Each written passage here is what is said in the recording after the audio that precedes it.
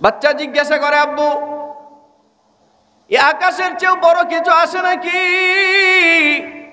বলে, হ্যাঁ আছে। এই আকাশের চেয়েও বড় হলো আমার পাপ। এই আকাশের নিচে যত খালি দেখা যায়, আমার মনে হয় এই খালি জায়গাটা আমার পাপ দিয়ে ভরে গেছে। এই আকাশের চেয়েও বড় হলো আমার পাপ। বাচ্চা জিজ্ঞাসা করে, আব্বু আপনার পাপের চেয়ে বড় কিছু আছে নাকি? এবার ওই পাপী জবাব দেয়, হ্যাঁ, আমার পাপের চেয়ে বড় হলো আমার আল্লাহর রহমত।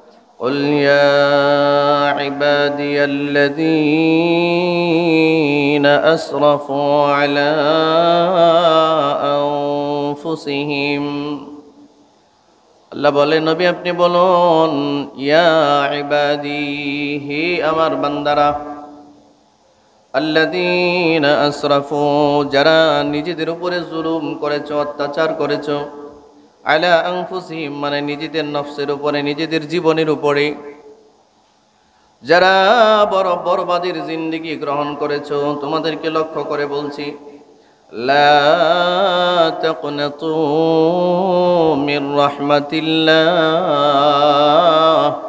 তোমরা আল্লাহর রহমত থেকে কখনো দূরে সরে যেও না, নিরাশ হয়েও না, নিরাশ হয়েও না। 1000 বছর অপরাধ করার পরেও নিরাশ হয়েও না। তোমার অপরাধের বোঝা যদি অনেক বড় হয়ে যায়, যেটা আসমান জমিনে সংকলন হয় না, তারপরেও তুমি নিরাশ হয়েও না। সাইয়্যিদুনা নবিয়ুনা মুসা কালিমুল্লাহ একদিন আল্লাহ তাআলাকে জিজ্ঞাসা করলেন, আল্লাহ এই জামানার সবচেয়ে পাপী মানুষটাকে আমার দেখতে মন চায়। মুসা নবীর জামানার কথা, এটা হাদিস, গল্প নয়। আল্লাহ বললেন, মুসা এই জামানার সবচেয়ে পাপী মানুষটাকে দেখতে চাও?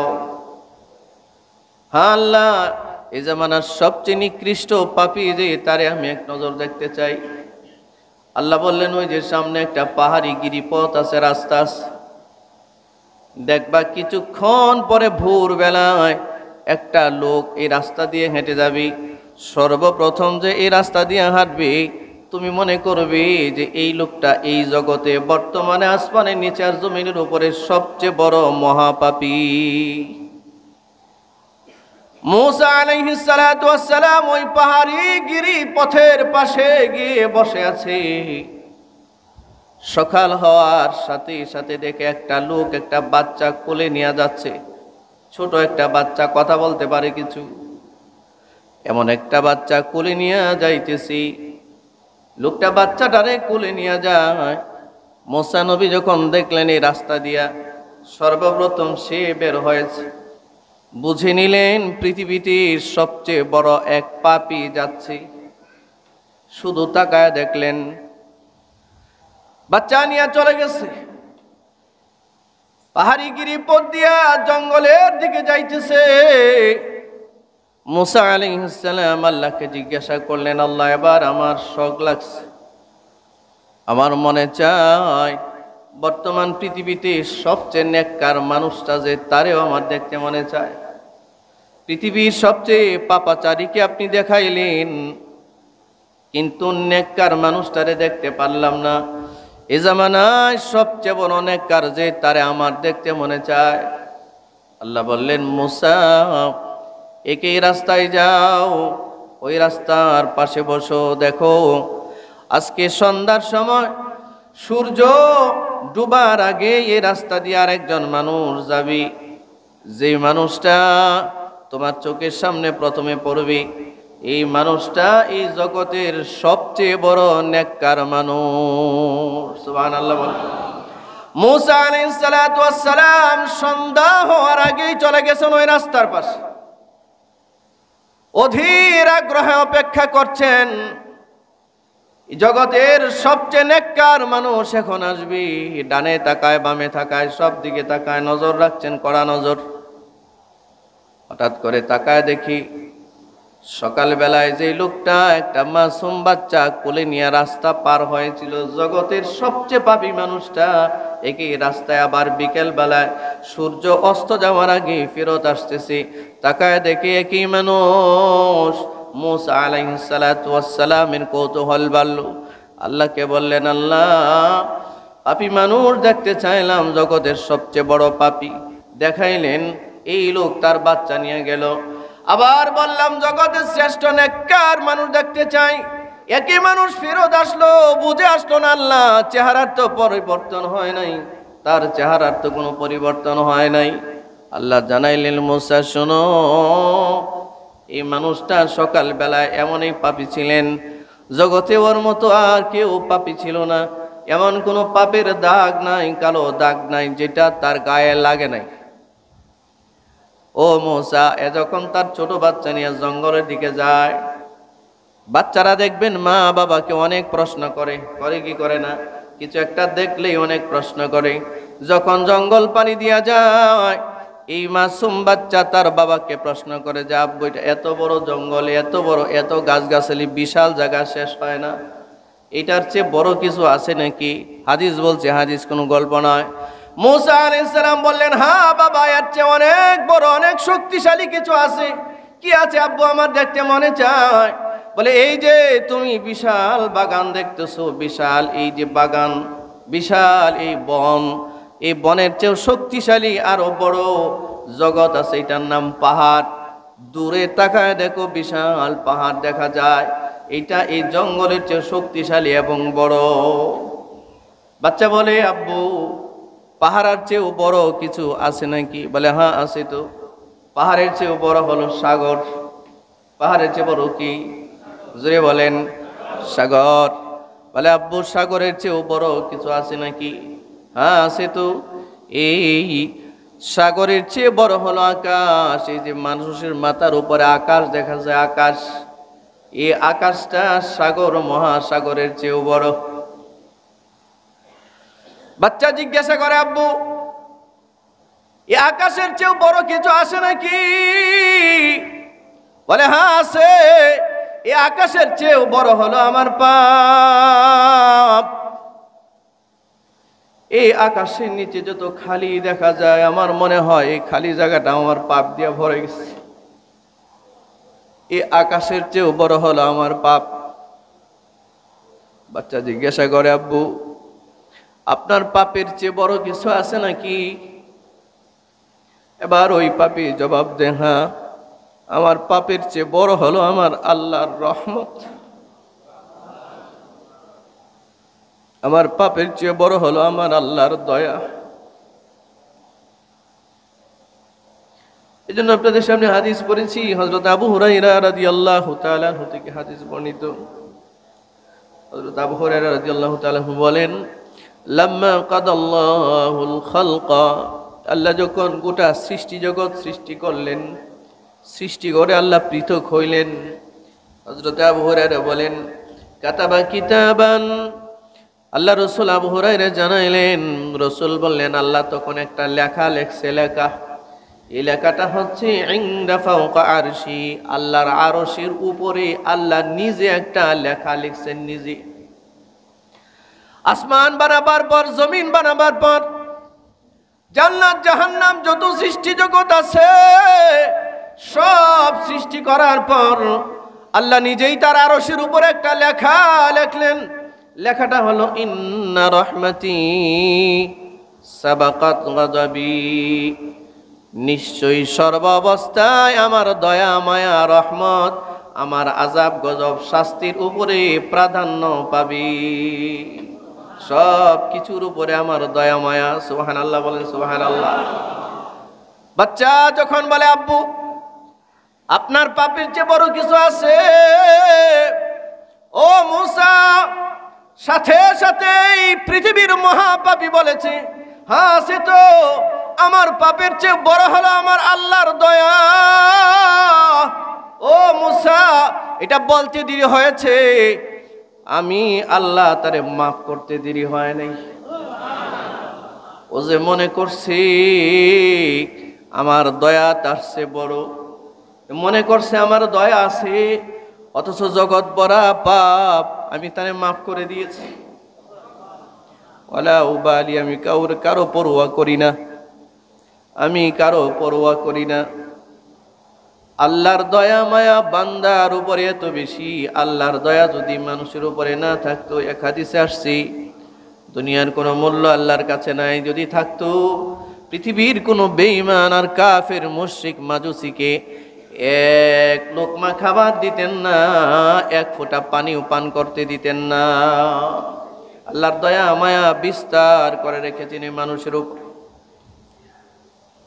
ভয়ে কাজ করছে, ভয়, বিশাল একটা ভয় তার মধ্যে কাজ করছে। হাদিসের মধ্যে আসছে, বুখারীর বর্ণনায়, আল্লাহ রাব্বুল আলামিন 100 রহমত 100 দয়া ভাগ করছেন। ভাগ করে একটা দয়া দুনিয়াতে দিয়েছেন, 99টা দয়া আল্লাহ তার নিজের জন্য রেখে দিয়েছে।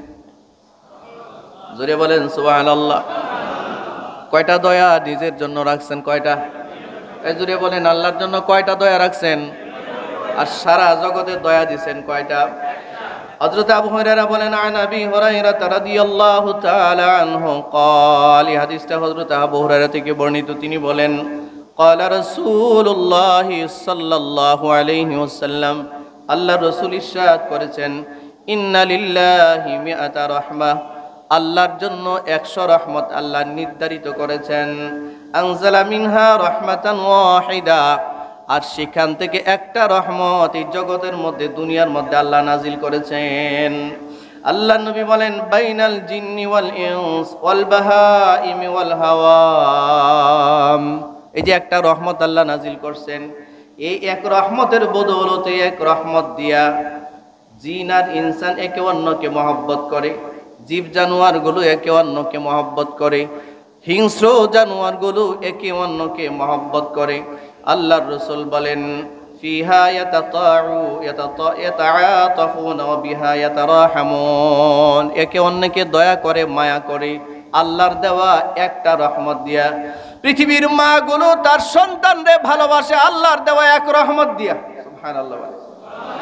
পৃথিবীর বাবারা তার সন্তান ভালোবাসে, আল্লাহর দেওয়া এক রহমত দিয়া। ভাই তার বোনটাকে ভালোবাসে, আল্লাহর দেওয়া একটা রহমত দিয়া।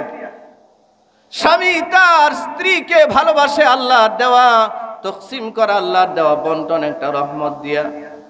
স্ত্রী তার স্বামীকে ভালোবাসে, আল্লাহর দেওয়া একটা রহমত দিয়া। মাঝে মধ্যে সন্তান অসুস্থ হয়ে গেলে, হাসপাতালের বেডে শুয়ে থাকলে, ডাক্তার যদি বলে তার কিডনি নষ্ট হয়ে গেছে, মারা যাবে, দুনিয়ার কেউ কিডনি দেয় না, একটা রহমতের ভিতরে উতলা লাগছে, মা বলে, ও ডাক্তার, আমার কিডনি খুলে নিয়ে যাও, আমার সন্তানকে লাগায়া দাও, আমি মরে যাই, আমার সন্তান দুনিয়াতে বেঁচে থাক।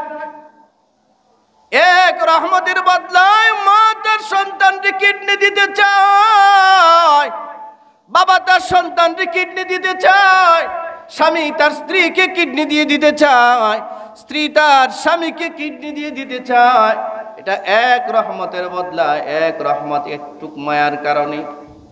আর বান্দার প্রতি আল্লাহ আরো 99টা রহমত জমা করে রেখেছে। এ কারণে হাসরের ময়দানে জাহান্নামীদেরকে যখন জাহান্নামী দেওয়ার নির্দেশনা দেওয়া হবে, পাঠ হয়ে যাবে, ওয়ামতাজুল ইয়াওমা আইয়ুহাল মুজরিমুন, আমার নেককার বান্দাদের থেকে পৃথক হয়ে যাও, এ কথা বলে আল্লাহ যখন পাপিষ্ঠদেরকে নেককারদের থেকে আলাদা করে ফেলবেন, যার যার গন্তব্যের দিকে যাওয়ার জন্য নির্দেশ দিবেন, যাও, জাহান্নামীরা জাহান্নামের দিকে যাও, জান্নাতীরা জান্নাতের দিকে যাও। দেখেন আল্লাহর দয়ার হালত কি হবে, দয়ার হালত কি হবে। এক বর্ণনাতে আসছে, দুই পাপী, এদের নেক নাই কিন্তু ঈমানটা আছে। ঈমান কি আছে?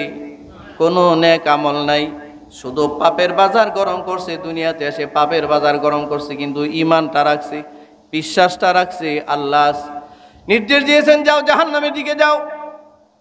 আল্লাহর আরশ থেকে যখন নোটিশ জারি হয়ে গেছে জাহান্নামে যাওয়ার, এই দুই জাহান্নামী রওনা দিছে, জাহান্নামের দিকে যায়। দুইটার মাঝখান থেকে একটা এক কদম সামনে যায় আর এক কদম পিছনে আসে। হাদিস বলছি, গল্প নয়।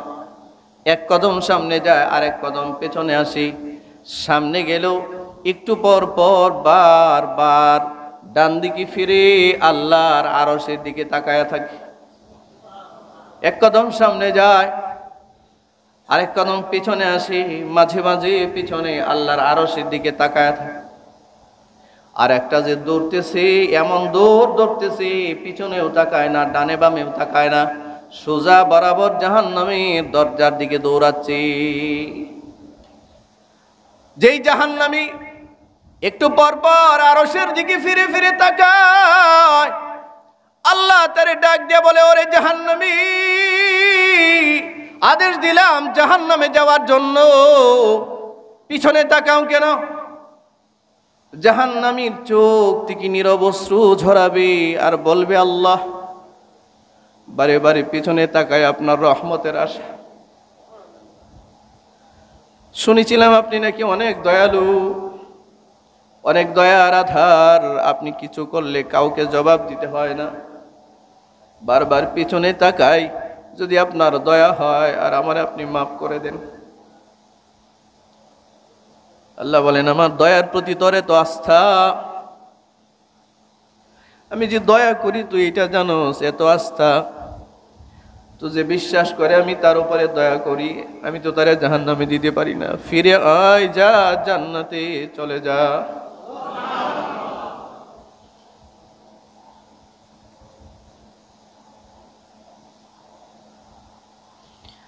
আরেক জাহান্নামী দৌড়তেছে, ও ডানে বামে তাকায় না, একেবারে জাহান্নামের দরজার সামনে গেছে। ফেরেশতারা ধরে ফেলবে। ওয়াসিকাল্লাযীনা কাফারু ইলা জাহান্নামা যুমারা হাত্তা ইযা জাউহা ফুতিহাত আবওয়াবুহা ওয়া ক্বাল, ধরে যখন ফেলবি, জাহান্নামে ফেলে দিবি, আল্লাহ ডাক দিয়া বলে, তোর সাথে যে একজন ছিল সে তো মুক্তি পেয়ে গেছে, তুই এইভাবে দৌড়াচ্ছিস কেন? ডানে বামে তো একবারও তাকালি না।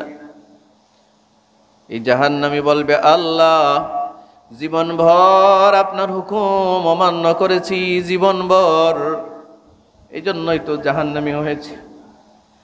শেষ বিচারে আপনি আদেশ করছেন, যা জাহান্নামী যা। এই আদেশটা যদি পালন না করি, না জানি আমার কপালে কি হয়, ভয় লাগছে, এই জন্য দৌড়াইতেছি। আল্লাহ বলেন, পাপ যখন করছিলি দুনিয়া, এই ভয়টা কোথায় ছিল? মাথা নিচু করে দিবি। আল্লাহ বলেন, আমার এই আজকের হুকুমটাও যে পালন করলি, যা যা তরেও মাফ করে দিলাম।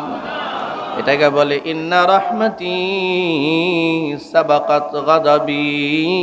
আল্লাহর আরশের উপরে দেখা, আল্লাহ যে আরশে আছেন, ওই আরশে অবস্থান করেন, ওই আরশের উপরে আল্লাহ লিখে রেখেছেন, সর্ব অবস্থায় আমার রহমত আযাবের উপরে প্রাধান্য পাবে, মাফ করে দিবে আল্লাহ, তারেও মাফ করে দিবেন। সুবহানাল্লাহ। এক বর্ণনায় তো আসছে, এক মূর্তি পূজারী সারা জীবন শিরক করছে। মরার আগে মনে হয়েছে, হ্যাঁ, আল্লাহ যদি আমারে ধরতে পারে, আমার জাহান্নাম ছাড়া কোনো গতি নাই। তো মরার আগে তার সন্তানগুলোরে ডাকছে, ডেকে বলে, বাবা শোনো, আমি মরে গেলে আমার এই দেহটারে আগুন দিয়া পোড়ায়া ছাই করবা, ছাই কিচ্ছু যেন না থাকে। আমার দেহের পোড়ানো ছাইগুলো ভাগ করবা, কয়েকটা ভাগ করবা। একটা ভাগ সাগরের উপরে, সাগরের পানিতে ছেড়ে দিও, যেন সাগরের পানির সাথে মিশে যায়। লক্ষ্য করেন, এটা কিন্তু কোনো গল্প বলছি না, এটাও হাদিস বলছে, আমি লেখে নিয়ে আসছি এই হাদিসটা। আল্লাহ বলেন, তাকে বলা হবে আন আবি হুরায়রা রাদিয়াল্লাহু তাআলা আনহু قال, এটা আবু হুরায়রা থেকে বর্ণিত হাদিস। রাসূলুল্লাহ বলেন, قال رسول الله صلى الله عليه وسلم, رجل لم يعمل خيرا قط لأهله, وفي رواية أسرف رجل على نفسه فلما حضرت الموت. অনেক অপরাধ করেছে, অনেক অনেক অপরাধী সে মূর্তি পূজা করছে, সারা জীবন শিরিক করছে। এই লোক বলেন যখন মৃত্যু উপস্থিত হয়েছে, মৃত্যুর আগে তার বাচ্চাদেরকে, তার সন্তানদেরকে সে ওসিয়ত করে, আওসাবানি ফাইদা মাতা ফাহাদিকু, বাচ্চাদেরকে ওসিয়ত করে বলে, নসিহত করে বলে, শোনো আমি মারা গেলে তোমরা আমাকে আগুন দিয়ে পোড়াইবা, সুম্মাজরু নিসফাহু ফিল বার, অর্ধেকটা তুমি স্থলভাগে ফেলে দিবা, আর অনিসফাহু ফিল বাহর, আর অর্ধেকটা সমুদ্রের মধ্যে আমার এই ছাইগুলো ভাসায়া দিও। ফাওয়াল্লাহি লাইন কাদারাল্লাহু আলাইহি, আল্লাহর কসম যদি আল্লাহ আমারে ধরতে পারে, যদি আল্লাহ আমারে ধরতে পারে, তার ধারণা হলো তার পুরানো ছাইগুলো সাগরের পানিতে যদি ভেসে যায়, আল্লাহ মনে হয় তারে একত্রিত করতে পারবে না। আপনাদের কি ধারণা আল্লাহ একত্রিত করতে পারবে না? তার অর্ধেক পুরানো ছাই জমিনের মধ্যে ছিটায়া দিয়েছে, পাহাড়ের উপরে ছেড়ে দিয়েছে। এই বিচ্ছিন্ন ছাইগুলো কি আল্লাহ একত্রিত করতে পারে না? এটা তার ধারণা, মনে হয় আল্লাহ পারবে না। আর যদি আল্লাহ করে ফেলে, সে বলেন যদি একত্রিত করে ফেলে, লা ইউআযিবান্নাহু আযাবান লা ইউআযিবুহু আহাদাম মিনাল আলামিন, যদি আল্লাহ আমারে ধরেই ফেলে এমন আযাব দিবে, এই জগতে এই আযাব আর কাউরে আল্লাহ দিবে না, সবচেয়ে বড় আযাবটাই আমাকে দিবে। ফালাম্মা মাতা, লোকটা মারা গেল, রাসূল বলেন ফাআলু মা আমারাহুম ফাআমারাল্লাহুল বাহরা, সে যেমন ওসিয়ত করেছে তার সন্তানদেরকে, তার সন্তানরা তার ওসিয়ত মোতাবেক তার লাশটাকে পুরাইয়া দিছে, অর্ধেক ছাই ভাগ করে সাগরে ভাসায়া দিছে, আর অর্ধেক ছাই ভাগ করে পাহাড়ের উপরে শূন্যে ছেড়ে দিয়েছে। আল্লাহ তাআলা, আল্লাহ রাসূল বলেন, আল্লাহ রাসূল সাল্লাল্লাহু আলাইহি ওয়াসাল্লাম বলেন, মা আমারাহুম ফাআমারাল্লাহুল বাহরা, আল্লাহ তাআলা সাগরকে আদেশ করলেন, ফাজামা মা ফিহি, তোমার মধ্যে যা ছেড়ে দেওয়া হয়েছে, ও সাগর তোমার পানিতে যা ছেড়ে দেওয়া হয়েছে সব একত্রিত করো। এটা মাত্র আল্লাহর হুকুম। কার হুকুম? সাগর কি বাধ্য না? সাগর বাধ্য। এরপরে আদেশ করলেন ও আমার আলবার, স্থলভাগকে আদেশ করলেন, ফাজামা মা ফিহি, যা তোমার উপরে ছিটিয়ে দেওয়া হয়েছে সব একত্রিত করো, তার ছাইগুলো। সুম্মা কাল, সাগর সব ফেরত দিল, স্থলভাগ সব ফেরত দিল, আগের মতো মানুষ হয়ে দাঁড়াইল। এবার আল্লাহ তারে বলেন, সুম্মা কাল লিমা ফাআলতা হাযা, ও বান্দা কেন এমনটা করলি, এমন ওসিয়ত কেন করলে যে তোমার পুরানো ছাই অর্ধেক সাগরে গেলে আর তোমারে আমি আর তোমাদের জীবিত করতে পারবো না, অর্ধেক ছাই স্থলভাগে ছেড়ে দিলে আর তোমারে আমি জীবিত করতে পারবো না। কেমনে ভাবলি তুমি এটা, কেন করলে তুমি এটা? ক্বালা লিমা ফাআলতা হাযা, কেন করলে তুমি এটা? দেখেন ওই পাপী, ওই মাজুসি জবাব দেয়, ক্বাল, সে জবাব দিছে, মিন খাশিয়াতিকা আল্লাহ, এটা করছি শুধু আপনার ভয়ে, আপনি যদি আমারে ধইরা ফেলান তা আমার মতো আযাব এই জগতে আর কাউরে আপনি দিবেন না। আপনার ভয় আমার ভিতরে কাজ করছে। আল্লাহ বলেন ওয়া আনতা আ'লাম, তুমি তো জানো আমি সব জানি, আমি তো সব জানি, আমি এটাও জানি আল্লাহ আপনি জানেন। আল্লাহ বলেন আমি যে তোমারে একত্রিত করতে পারি, আর আমি যে তোমারে সবচেয়ে বড় শাস্তি দিতে পারি, এটা যে আমার প্রতি বিশ্বাস রাখছো, ফাগাফারা লাহু, যাও মাফ করে দিলাম, মাফ, তোমারেও মাফ। কত দয়া থাকলে পরে আর বান্দার উপরে আল্লাহ দয়া দেখে। আসলে মাঠে আল্লাহ নবী মাকামে মাহমুদিন নামাজ পড়ে দোয়া করে, শাফাআত করে, আল্লাহকে বলে আল্লাহ, সিজদায় পড়ে মাকামে মাহমুদে পড়ে আল্লাহকে বলে, ও আল্লাহ, ইয়া রাব হাবলি উম্মতি উম্মতি উম্মতি, আল্লাহ আমার উম্মত, আল্লাহ আমার উম্মত, আল্লাহ আমার উম্মত। এভাবে বলতে বলতে বলতে বলতে বলতে বলতে রব্বুল আলামিন এর দরবারে কাঁদতেছে। আরশ থেকে আওয়াজ আসে, নবী ইরফা রাসাক, মাথা উঠান, আর কত সিজদায় পড়ে থাকবেন। ইশফা, সুপারিশ করেন। ফাশাফা, আপনার সুপারিশ গ্রহণ করা হবে। সুবহানাল্লাহ বলেন। সারা জীবন তাহাজ্জুদের নামাজের বদৌলতে আল্লাহ হাসরের ময়দানে নবীরে মাকামে মাহমুদ দিবে। আল্লাহ বলেন ফাতাহাজ্জাদ বিহি নাফিলাতাল লাক। হাসরের ময়দানে যদি কেউ আলাদা কোনো মর্যাদার আসন চায়, সে যেন রাতের আধারে তাহাজ্জুদের মুসল্লায় দাঁড়ায়। সারা জগতের মানুষ নামাজ পড়তো 5 ওয়াক্ত, নবী পড়তেন 5 ওয়াক্ত, তাহাজ্জুদ মিস হইতো না নবীজির। এই তাহাজ্জুদের বদৌলতে মাকামে মাহমুদ দিয়েছেন আল্লাহ তার নবীরে এমন একটা জায়গা যেখানে দোয়া কোনোদিন ফেরত যায় না। তো আল্লাহ বলবেন, বন্ধু মাথা ওঠান, যা বলার বলেন, আমি কবুল করব। নবীজি সুপারিশ করা শুরু করবেন উম্মতের জন্য, বলতে থাকবেন আল্লাহ ওই ধারে দেখা যায় বহু উম্মত, আল্লাহ এদেরকে আপনি মাফ করেন। সামনে দেখা যায় বহু উম্মত, মাফ করেন। ডানে বামে দেখা যায় উম্মত, আপনি মাফ করেন। রসুলকে আল্লাহ বলবেন, বারবার দোয়া করবেন, বারবার সুপারিশ করবেন, সব সুপারিশ কবুল করা হবে। এক পর্যায়ে 3 পর্যন্ত 3টা সুপারিশ আল্লাহর কাছে কবুল হবে। চতুর্থ পর্যায়ে যখন আবারও সিজদায় গিয়া সুপারিশ করবেন, এবার আল্লাহ মাথা উঠায়া তাকে বলবেন, রসুলকে বলবেন আপনি মাথা উঠান। নবী আর কত চাইবেন আমার কাছে? উঠান মাথা, উঠায়া গোটা হাসরের মাঠে দৌড়ে যান। আপনি যারে চিনবেন আপনার উম্মত, যেটা আপনার উম্মত, যারে আপনি মনে করবেন আপনার উম্মত, ও কত বড় পাপী এইটা আমি তাকায় দেখব না। যদি আপনি খালি নির্দেশ দেন এটা আমার উম্মত, ওরে আপনি সাথে নিয়ে আপনি জান্নাতে চলে যান। হাদিসের মধ্যে আসছি, একটা মা বৃদ্ধা হয়ে গেছে, সারা জীবন তার সন্তান হয় নাই, বৃদ্ধা বয়সে একটা সন্তানের মা হয়েছে, বৃদ্ধ বয়সে সন্তানের বাবা হয়েছে। কত স্বপ্নের সন্তান, কত আশা ভরসা তার সন্তানের জন্য।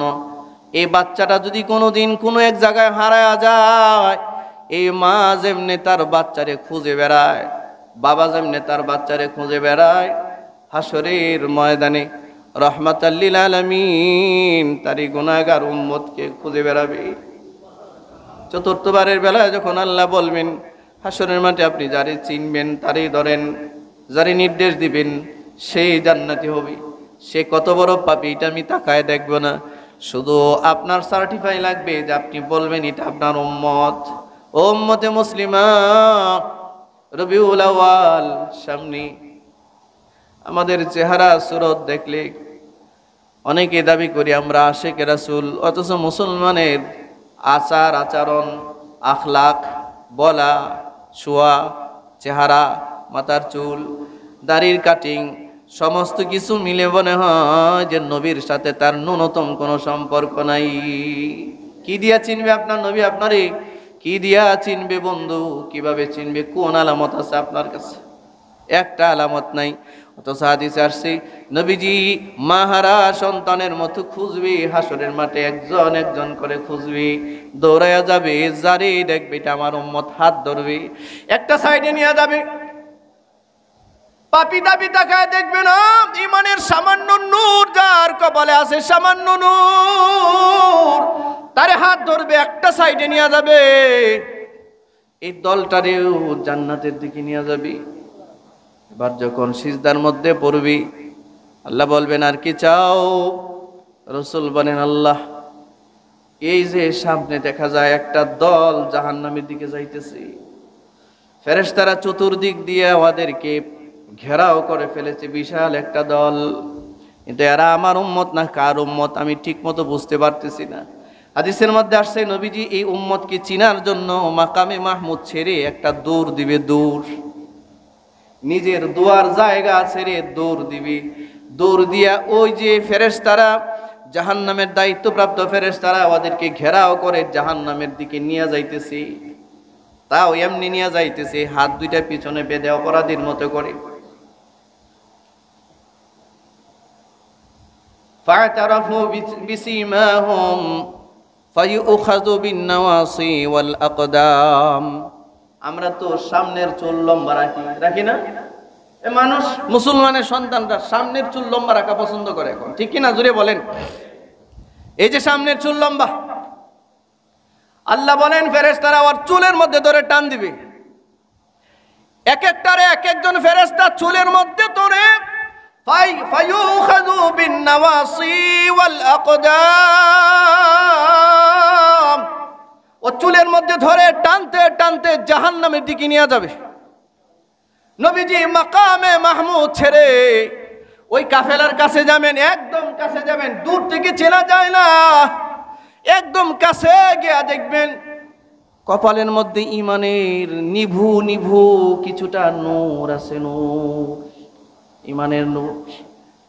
হয়তো কোনোদিন কোনো একবার পড়ছিল লা ইলাহা ইল্লাল্লাহ, এটাই পড়ছে, এরপরে আর কোনো কিছুর খবর নাই তার। নিভু নিভু ইমানের নূর। মনে রাখবেন, দুনিয়াতে যার ইমান যত দামি হয়, যার আমলের পাল্লা যত ভারী হয়, তার কপালের ইমানি নূর হাসরের মাঠে তত বেশি আলোকিত হবে। পুলসিরাতের পুলের উপরে তার এই কপালের নূর, তার এই টর্চ লাইটটার আলো তত বেশি হবে যার আমল বেশি হবে।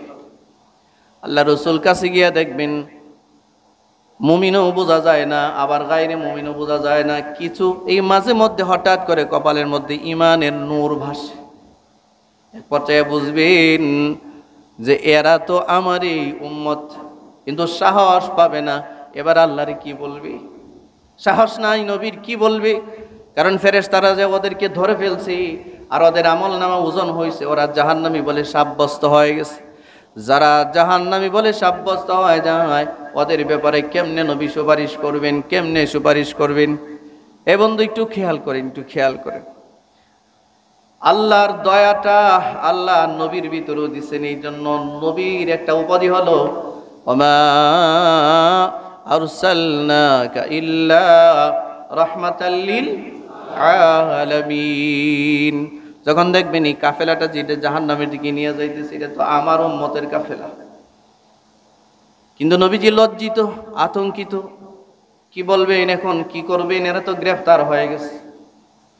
সর্বোচ্চ আদালত যদি কোনো আসামির ফাঁসির জন্য নির্দেশ করে যে এর ফাঁসি দাও, 5 মিনিট বাকি আছে, আর আর্গুমেন্ট করার কোনো সুযোগ নাই, আপিল করার কোনো সুযোগ নাই, বলার কিছু নাই, এখন শুধু ফাঁসিতে ঝুলবে। আল্লাহর পক্ষ থেকে নির্দেশনা, যাও এরা সব জাহান্নামী। ফেরেশতারা ঘেরাও করে ফেলছে, এক একটার মাথার চুলের মধ্যে ধরে ফায়ুখাযু বিন-নাওয়াসি ওয়াল আকদাম, ধরে টানতেছে, হাত দুইটা পিছনে বাঁধা, অপরাধীর মতো করে টেনে টেনে জাহান্নামের দরজার সামনে নিয়ে যাচ্ছে। রসুল পরিচয় পাওয়ার পর আর এখানে দাঁড়াবেন না, সোজা বরাবর আবার মাকামে মাহমুদে যাবেন। মাকামে মাহমুদে গিয়া নবীজি আবার সিজদায় পড়বেন, আবারও সিজদায় পড়ে এবার আর কারো নামে মাপ চায় না, ক্ষমা চায় না, শুধু কোরআন মাজিদের একটা আয়াত তিলাওয়াত করতেছে। নবীজির জবান দিয়া শুধু আয়াত বের হচ্ছে, ইন তুআযিবহুম ফাইন্নাহুম ইবাদুক ওয়া ইন তাগফির লাহুম ফাইন্নাকা আনতাল আজিজুল হাকিম। শুধু এই আয়াতটাই নবীজি তিলাওয়াত করতেছেন, কারণ নাম ধরে আর দোয়া করে না, মাগফিরাত চায় না। আল্লাহ বলবেন, ও নবী মাথা উঠান, বারবার এই আয়াত কেন পড়তেছেন?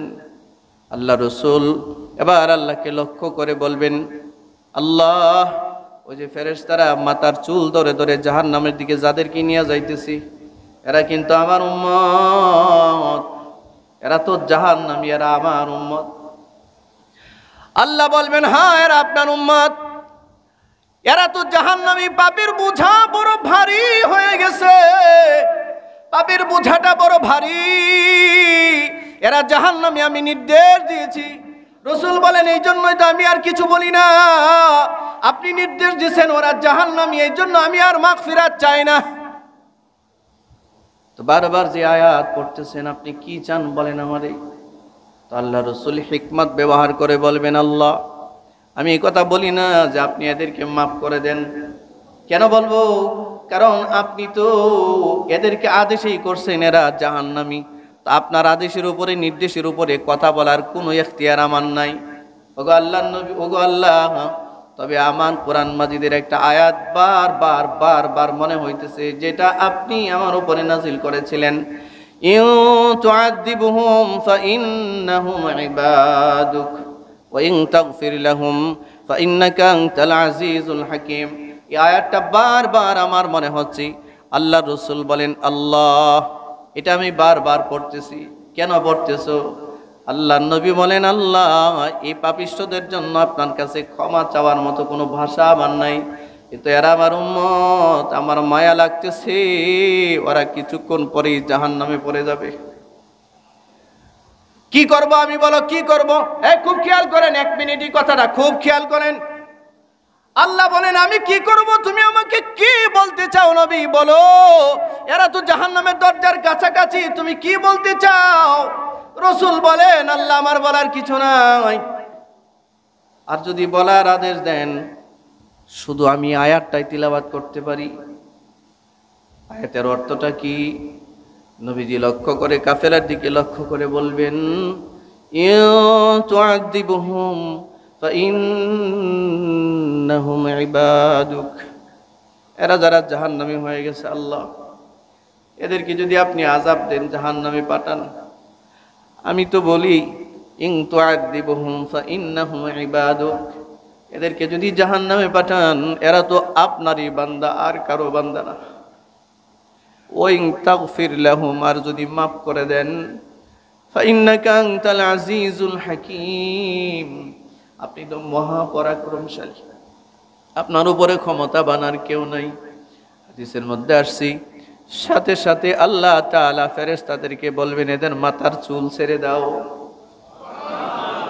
হাতের বাঁধন খুলে দাও, ফেরত দাও। আমার বন্ধু আমার কোরআনের আয়াত পড়ে আর বলে, এরা নাকি আমার বান্দা, যে আমার বান্দা হয় আমি তারে জাহান্নামে পাঠাই না। এজন্য আয়াতে আল্লাহ বলেন, কুল ইয়া ইবাদিয়াল্লাযীনা আসরাফু, হে আমার বান্দারা, এই কথা বলে আল্লাহ ডাক দিচ্ছে। আল্লাহ বলেন, বন্ধু খুব খেয়াল করেন আল্লাহর এই কথাটা খুব খেয়াল করেন। ও আমার হাবিব, ও আমার বন্ধু, একটা জাহান্নামী কাফেলা, জাহান্নামের শিকল গলায় পরানো,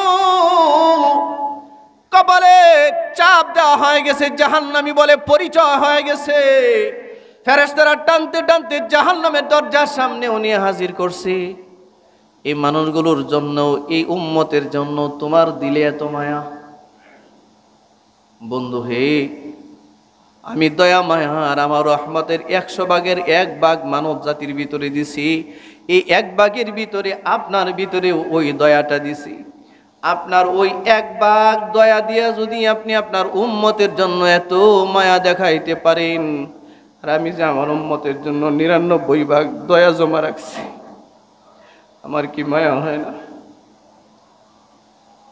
আমারও মায়া আছে। ফেরেশতাদেরকে বলবেন, জাহান্নামের দরজা খোলো।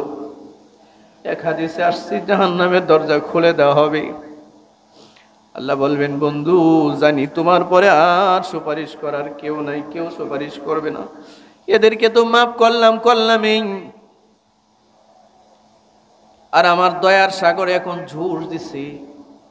হাদিসে আসছে, সালাসা সায়াতা, রাসূলুল্লাহ সাল্লাল্লাহু আলাইহি ওয়াসাল্লাম বলেন, দরজা খোলার পরে জাহান্নামের ভিতরে আল্লাহ তার কুদরতি হাত ঢুকাইয়া দিবে।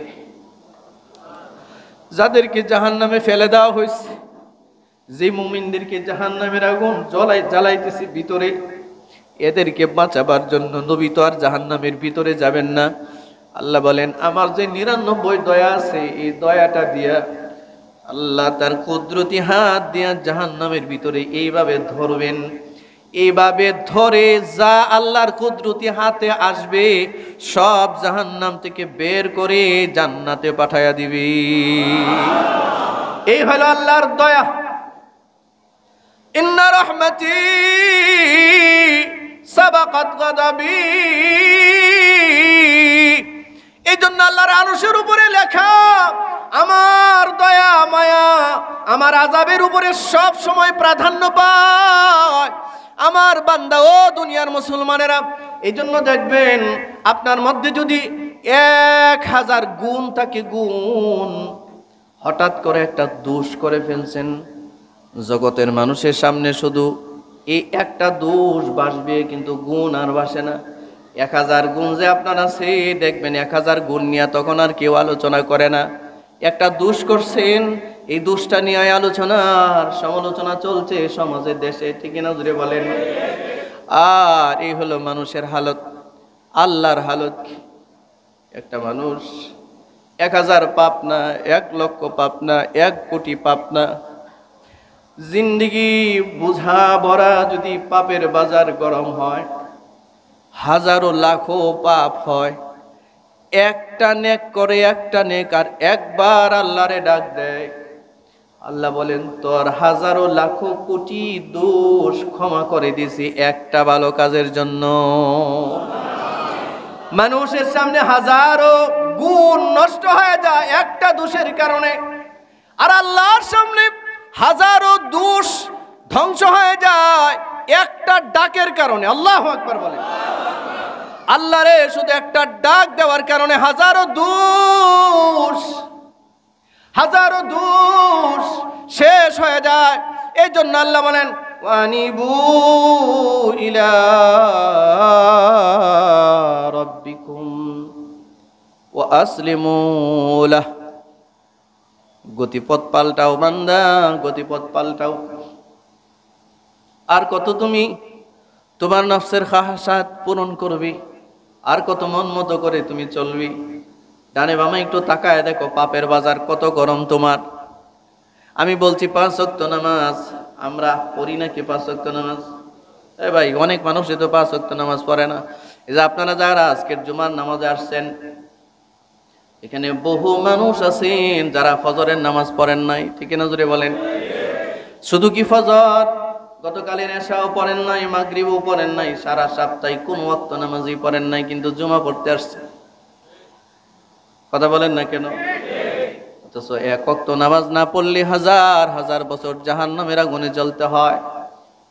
এই যে এত বড় পাপের বাজার, রাতের বেলায় ঘুমাইছেন, এই চোখটা দিয়া উলঙ্গ বিবস্ত্র ছবি দেখতে দেখতে দেখতে দেখতে ঘুমায় গেছেন, টেলিভিশন দেখতে দেখতে ঘুমায় গেছেন, ঘুমাইছেন। ঘুম একটা মরণ, ঘুম থেকে মানুষ জাগ্রত হয় আল্লাহর দয়ায়। কার দয়ায়? এই যে এত পাপ করলেন আপনি, ফজর বললেন না, জোহর না, আসর না, মাগরিব না, এশাও না, তাও আবার নাফরমানি হারাম খেয়ে ঘুমাইছেন, হারাম দেখে ঘুমাইছেন। সকাল হয়ে গেছে ফজরের সময়, মুসল্লিরা ফজরের নামাজ পড়ে, আর আপনি আরামের ঘুমে শুয়ে আছেন। 10টা বাজে চোখ খুলবেন আপনি, আপনার মরণ থেকে জীবিত হইবেন। কেউ কেউ তো ফজরের সময় ঘুমায়, দিনের 12টায় ঘুম থেকে উঠে, ঠিক না ধরে বলেন? দিনের 12টায় ঘুম থেকে উঠেন, ফজর পড়েন নাই, সবটুকুন করলেন না ফরমানি। এই চোখের পাতি আল্লাহর হুকুম ছাড়া চলে না, ঠিক না জুড়ে বলেন? এই কান আল্লাহর হুকুম ছাড়া শুনে না, এই জিহ্বা আল্লাহর হুকুম ছাড়া মজার স্বাদ নিতে পারে না, এই পা আল্লাহর হুকুম ছাড়া হাঁটতে পারে না, ঠিক না জুড়ে বলেন? এই হৃৎপিণ্ড আল্লাহর হুকুম ছাড়া চলে না, এই হার্ট আল্লাহর হুকুম ছাড়া চলে না। যখন এই নাফরমান 10টার সময় চোখ খুলে, 11টার সময় চোখ খুলতে চায়, চোখ মেলতে পারে না। আল্লাহ বলেন আমি না আমার বান্দার উপরে দয়াশীল, যদিও আমার নাফরমানি করে ঘুমাইছি, ফেরেশতারা আদেশ দেন যাও ওর চোখের শাটারটা খুলে দাও, কানে আওয়াজ দাও, ও যেন আবারও সজাগ হইতে পারে, ও যেন আবারও দুনিয়াটা দেখতে পারে, ও যেন তার পরিবারের সদস্যদেরকে আবারও সামনে দেখতে পায়, ও যেন তার অর্জিত সম্পদ তার সামনে দেখতে পায়। আর একটা বার যদি ফিরে আসে, আমি তার সব অতীতের মাফ করে দিব, সব মাফ।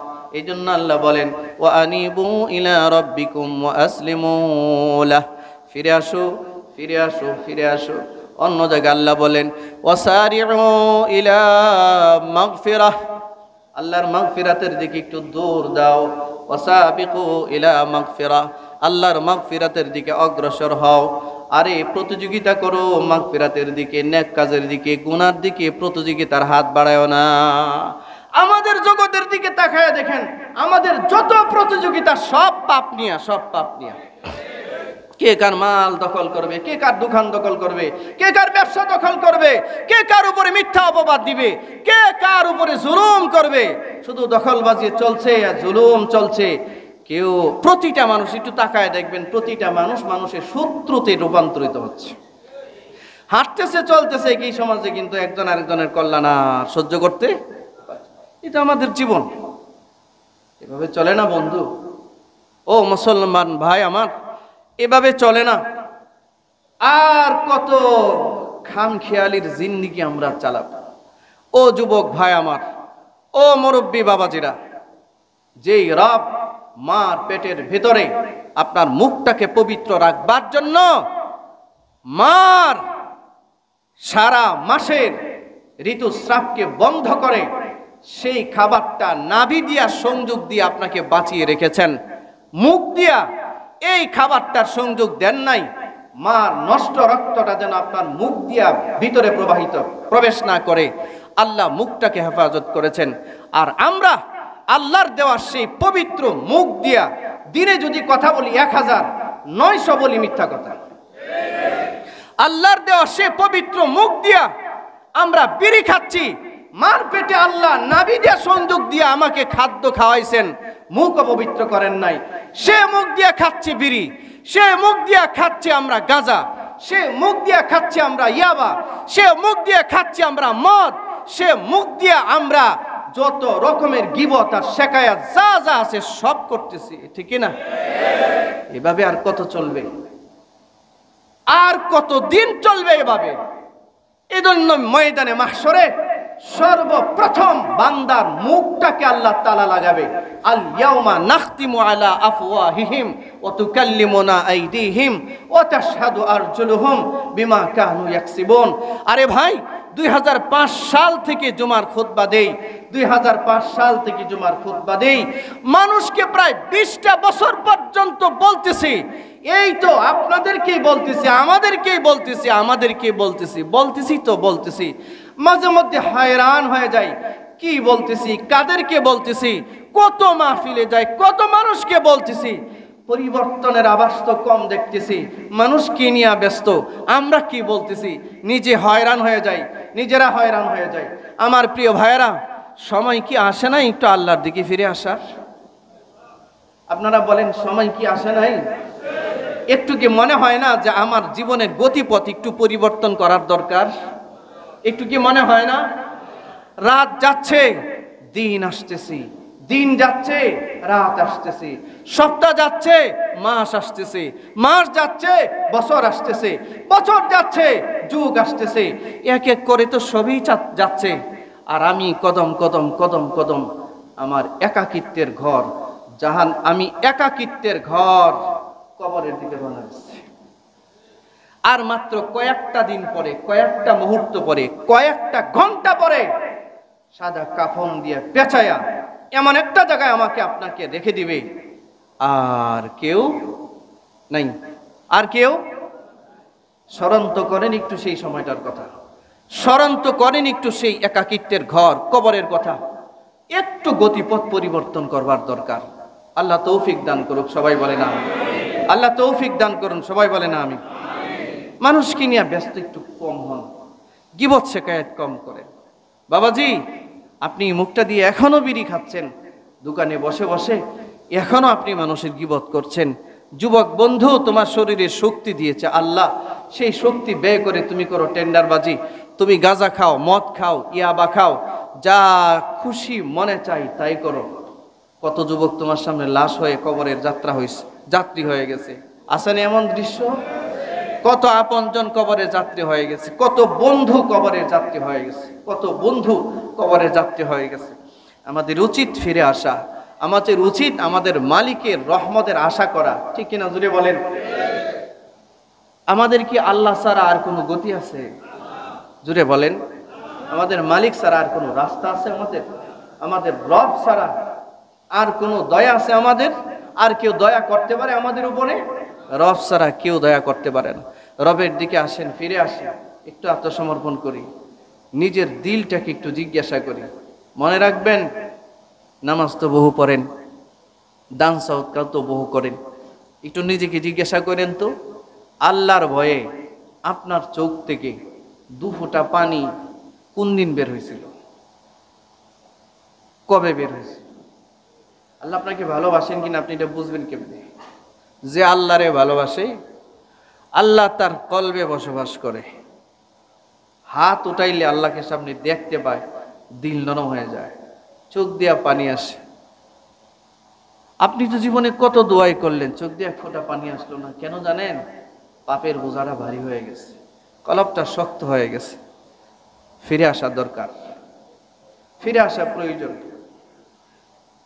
একটু সময় চলে গেছে, এটা অনুরোধ করি আপনাদেরকে। আপনি এখন জীবনের যেই প্রান্তে এসে দাঁড়িয়েছেন, আমি এখন জীবনের যেই প্রান্তে এসে দাঁড়িয়েছি, যতটুক সম্মানে আমি বসবাস করি, যতটুক সম্পদের মালিক আল্লাহ আমাকে বানিয়েছে, যতটুক সম্মান আল্লাহ আপনাকে দিয়েছে, যতটুক সম্পদ আল্লাহ আপনাকে জীবনের এই প্রান্তে এসে আপনাকে দিয়েছেন, আপনি আমি কি সত্যি এই সম্মান আর এই সম্পদের উপযুক্ত মানুষ?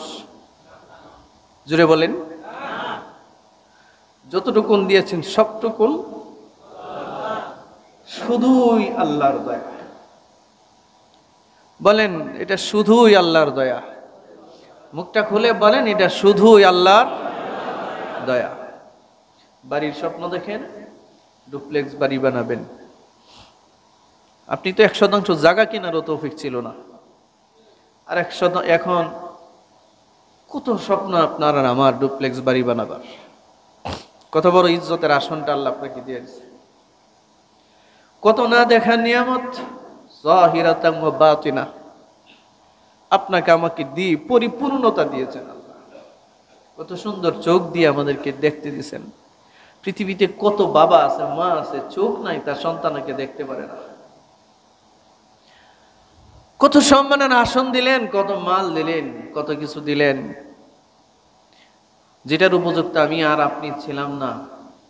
এত কিছু মালিক দিলেন, এরপরেও পাপের বাজার গরম করতেছি। একবারও মনে হয় না যে আমি মালিকের দিকে ফিরত যাব।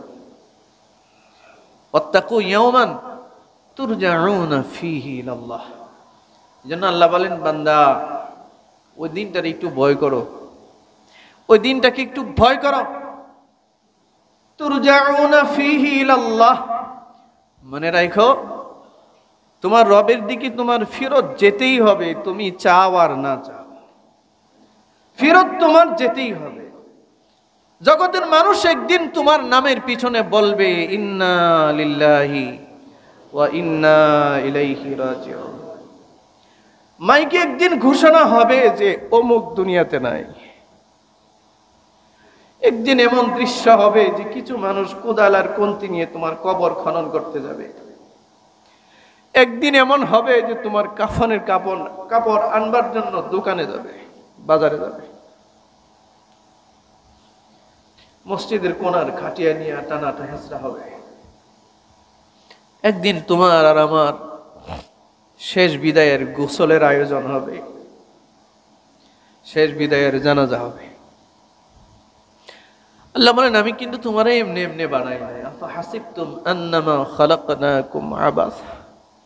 মানুষ কি মনে করে যে তাদেরকে আমি বেহুদা সৃষ্টি করেছি কোনো কারণ ছাড়া?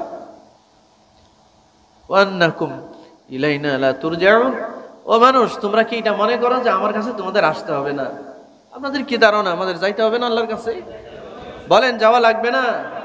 তাহলে এত হাজার নিয়ামত পাওয়ার পর, এত সম্মানের আসনে অধিষ্ঠিত হওয়ার পর, আপনার আর আমি, আপনি আর আমি, আমরা যতটুক ক্যাপাসিটি নিয়ে, যতটুক এক্সপেরিয়েন্স নিয়ে, যতটুক যোগ্যতা নিয়ে চলি জমিনে, এক বেলা খাওয়ার কথা, আরেক বেলা ক্ষুধার্ত থাকার কথা। আর আল্লাহ এত দেওয়া দিছেন, খেতে মনে চায় না, খাবার আনলে ফেরত দিই আমরা, ঠিক না? তো মালিকের দেওয়া এতটা অনুগ্রহ, এতটা দয়া পাওয়ার পরেও কি আমাদের উচিত নয় মালিকের কথা মেনে জীবন চালানো? এটা কি উচিত না? আমরা চেষ্টা করব কি? সবাই চেষ্টা করব কি ইনশাআল্লাহ? আল্লাহ আপনি তৌফিক দান করেন। আল্লাহ আমাদেরকে আপনি আপনার মতো করে বানায় নেন। আল্লাহ আপনার মহব্বত আমাদের হৃদয়ে আপনি জায়গা দেন। আল্লাহ আপনার নাফরমানি থেকে আমাদেরকে বাঁচান, আমাদের সন্তানদেরকে বাঁচান, আমাদের পরিবারের লোকজনকে বাঁচান। মনে রাখবেন, আল্লাহর কাছে আল্লাহর মহব্বত চাইবেন। মহব্বত যার দিলে আল্লাহর মহব্বত নাই, তার চোখ থেকে কোনো দিন পানি বের হয় না। আর যার চোখ থেকে পানি বের হয় না, এর জন্য বড় দুঃসংবাদ, বড় দুঃসংবাদ, বড় দুঃসংবাদ। এক ফোঁটা পানিও যদি মালিকের ভয়ে কারো ভরে, যে এই ব্যক্তি মূর্তি পূজারী, হাদিসটা শুনলেন না আপনারা? আল্লাহ বললেন, লিমা ফাআলতা হাযা, কেন করছো তুমি এই ওসিয়ত, যে তোমার আগুন দিয়ে পোড়াইয়া সাগরে আর জমিনে তোমার ছাইগুলো দিয়ে দিবে, তোমার আর খুঁজে পাওয়া যাবে, কেন করলে? সে বলল, আল্লাহ ক্বালা মিন খাশিয়াতিকা, আপনার ভয়ে করছে, আপনার ভয়ে। এই ভয়টা যার ভিতরে আছে কেঁদে দিয়েছে। আল্লাহ বলেন, ফাগাফারা লাহু, যাও তোমারে মাফ করে দিলাম। যে ভয়টা ভিতরে কাজ করে। সম্মানিত হাজিরিন, আমরা তো দোয়া করি, আল্লাহ আমাদের সম্পদ দেন, সম্পদ দেন, সন্তান ভালো করেন, সব করেন। কিন্তু নবীজি সবচেয়ে বেশি দোয়া করতেন আল্লাহর কাছে, আল্লাহ আপনার মহব্বত আমার কলিজায় বেশি দান করেন। আল্লাহ আপনার মহব্বত আমার কলিজায়, আমার দিলে বেশি দান করেন, আমি যেন আপনাকে মহব্বত করতে পারি। আপনার ভয় আমাকে দান করেন, আমি যেন আপনাকে ভয় পাইতে পারি। জীবনে কবে দোয়া করছি যে আল্লাহ আপনার মহব্বত আপনি আমাকে দান করেন? শোনেন, মালিকের ভালোবাসা আর মহব্বত যদি কোনো বান্দার ভিতরে না থাকে, সে কখনো সিজদা দেওয়ার মতো ইচ্ছা করে না, সে কখনো আর ইবাদত করার উৎসাহ জাগে না। আল্লাহর কাছে দোয়া করবেন, আল্লাহ যেন তার মহব্বত আমাদের সকলের দিলে দান করেন। সবাই বলে না আমিন। আমরা আমাদের জীবনের গতিপথটা পাল্টাবো, এই জীবনের গতিপথটা পাল্টাবো ইনশাআল্লাহ। যেমনে চলছি, যেমনে বলছি, যা করছি, আমার চিন্তায়, আমার করণীয়, আমার সমস্ত কাজে একটু পরিবর্তন করব। আমি আমার মালিকের দিকে একটু দৌড়াবো, আমি আমার মালিকের দিকে দৌড়াবো। ওয়া আনিবু ইলা রাব্বিকুম ওয়া আসলিমু লাহ, নিজের মতো করে আর নিজে চলবো না, আমি আমার মালিকের দিকে দৌড়াবো, আর মালিকের সামনেই সারেন্ডার করব, ফুলফিল সারেন্ডার করব, 100% সারেন্ডার করব, আত্মসমর্পণ করব আল্লাহর সামনে। চেষ্টা করবো তো ইনশাআল্লাহ? দুইটা হাত উঠে আল্লাহকে দেখান, বলেন, আল্লাহ আপনার কাছে, আপনাকে আমরা ভিক্ষা চাই, আপনার কাছে আপনার মহব্বত আমরা ভিক্ষা চাই। আল্লাহ আপনার কাছে আপনার নবীর মহব্বত ভিক্ষা চাই, আপনার ভয় আমাদের দিলে দান করুন। আমিন।